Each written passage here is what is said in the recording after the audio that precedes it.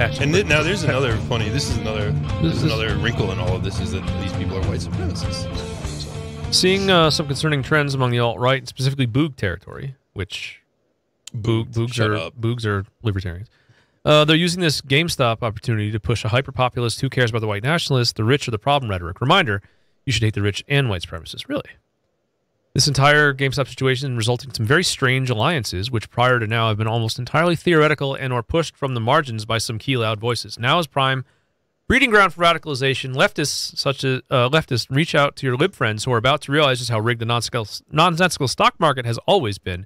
Do it before the right-wingers do, and remind them that right-wingers aren't to be trusted. Why? You can... Ooh, that's some real panic right there. You're panicking. You know why you're panicking? Because you can tell... As a leftist, you can tell your libtard friends that the stock market is rigged and a sham. You can't tell them why. I can. You can't tell them why, and you also can't tell them... You can't tell them how. You can't tell them who. You can't tell them anything. You can't tell them anything other than it's rigged. And what does that do? When you say that, what does that do? It means people don't do anything. That's... I mean, I'm telling you, why? And there's probably an ulterior motive. Reach out to your lib friends and tell them that it's always rigged. And you know what else that will do? That will mean that they won't try and go buy Gamestonk. Keep them out of it.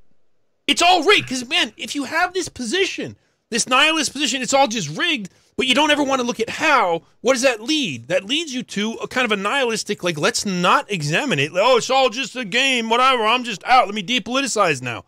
That's what they want. That's what they want.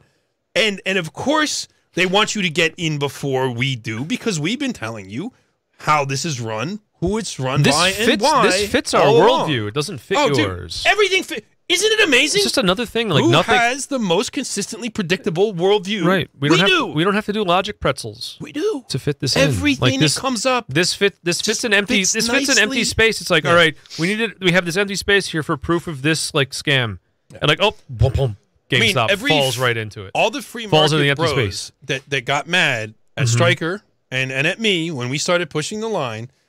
All the economies of the world are planned. The Soviet Union is planned, and frankly, the American economy is planned. The American economy has a better way of disguising that it's planned, and it does offer more prosperity than the Soviet Union did for a while, but it's nonetheless planned, and this is how it is planned. Even if you reject the idea that it's intentionally directed, there are very obviously invisible guardrails all around the motherfucker, like just all over the place, like these little limits, these borders that you're not supposed to cross, that these tracks that it rides on. Yeah. Even if it doesn't seem like it's intentionally directed towards specific outcomes, it's definitely heavily guided and regulated. Yeah. And also because the idea behind a communist economy is like the commissar sits there and he says, we are going to produce this many widgets, produce them, or go to gulag, right? Like that's sort of how that's supposed to work. Get this through your head, you Jew motherfucker, you. You only exist out here because of me. So that's kind of like the communist model, right? It's very brute forcey. But in this neoliberal capitalist model, it's a little bit more finesse. Like the way they control it is like, oh, we don't like that company anymore, or we're looking to get rid of retail.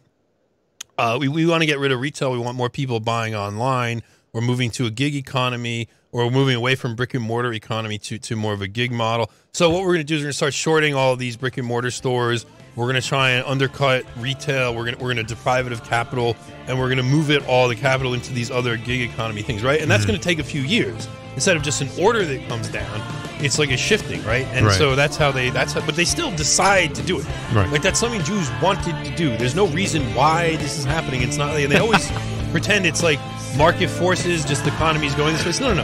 You can't, this is a managed way it's going. Are you winning, son? It's not about winning. It's about sending a message, Dad.